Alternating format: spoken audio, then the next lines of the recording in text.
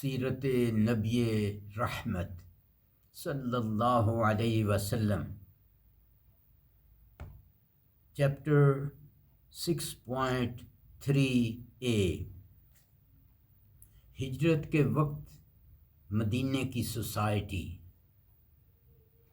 مدینہ میں اس وقت 3 گروپ موجود تھے۔ ہر ایک کی سوچ، ذہنیت اور عمل مختلف تھا۔ مخلص مومنین، منافقین اور یہود، یہ تینوں گروپ تھے۔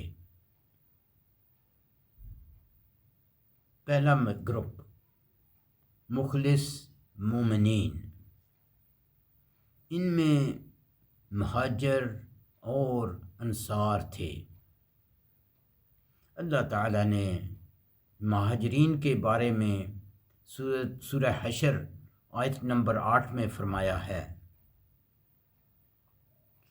لِلْفُقَرَاءِ الْمُهَاجِرِينَ الَّذِينَ أُخْرِجُوا مِنْ دِيَارِهِمْ وَأَمْوَالِهِمْ يَبْتَغُونَ فَضْلًا مِنَ اللَّهِ وَرِضْوَانًا يَنْصُرُونَ اللَّهَ وَرَسُولَهُ أُولَئِكَ هُمُ الصَّادِقُونَ۔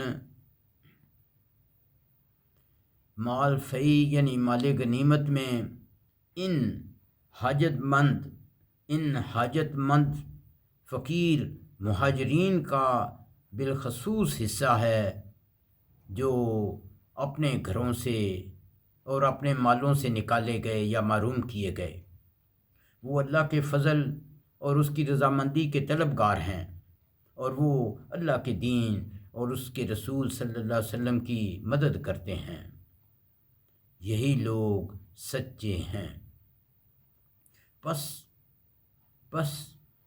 ان مہاجرین کی 4 خصوصیات بیان کی گئی ہیں۔ نمبر 1، یہ انتہا درجے کے غریب یعنی فقیر ہیں، کیونکہ مدینہ خالی ہاتھ پہنچے۔ نمبر 2، انہوں نے ترک وطن دنیاوی مقاصد کے لیے نہیں، بلکہ اللہ کی رضا اور خوشنودی حاصل کرنے کے لیے کیا۔ نمبر 3، انہوں نے تبلیغ اسلام اور رسول اکرم صلی اللہ علیہ وسلم کی مدد کی نیت سے ہجرت کی۔ انہوں نے اللہ اور اس کے رسول سے جو زبانی اور عملی دعوے کیے ان پر پورے اترے۔ اس آیت کریمہ میں اللہ تعالیٰ نے ان کے سچے ہونے کا اعلان فرمایا ہے۔ سبحان اللہ۔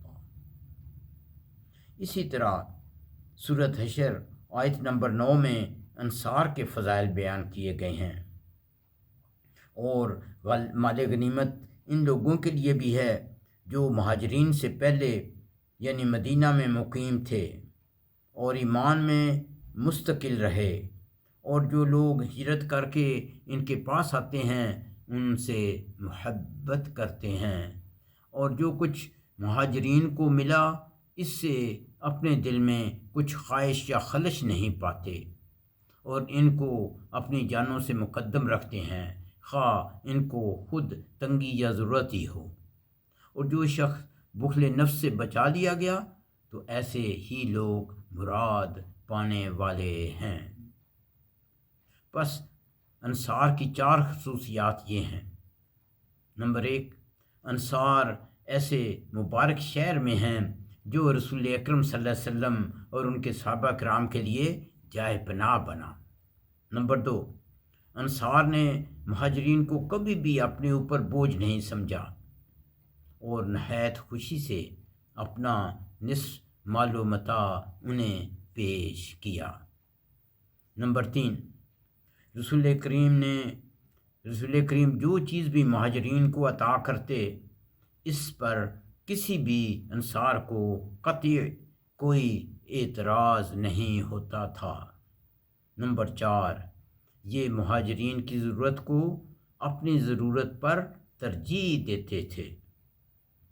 مثلا جب مسلمان قبیلہ بنو نذیر اور قبیلہ بنو قینقاع کی املاک پر قابض ہوئے، یہ قبضہ بغیر کسی خون خرابے کے ہوا تھا، تو رسول اکرم صلی اللہ علیہ وسلم نے انصار کو اکٹھا کیا اور ان کی اپنے مہاجرین بھائیوں کے لیے محبت اور قربانیاں بیان فرمائیں۔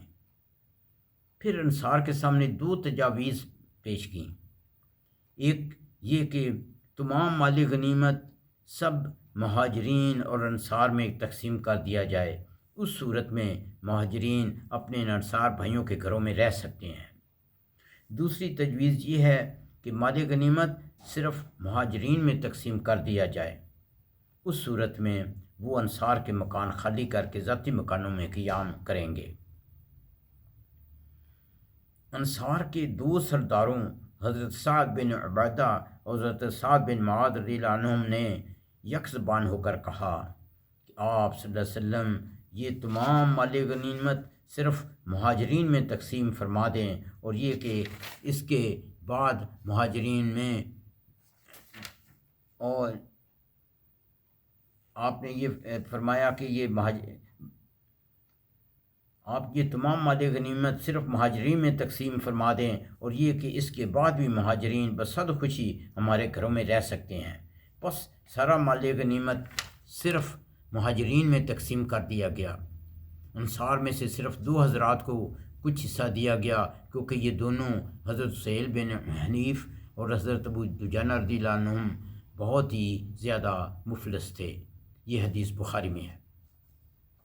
اسی طرح قرطبی نے مہاجرین اور انصار کے کئی واقعات بیان کیے ہیں جو ہمارے لیے مشعل راہ ہیں۔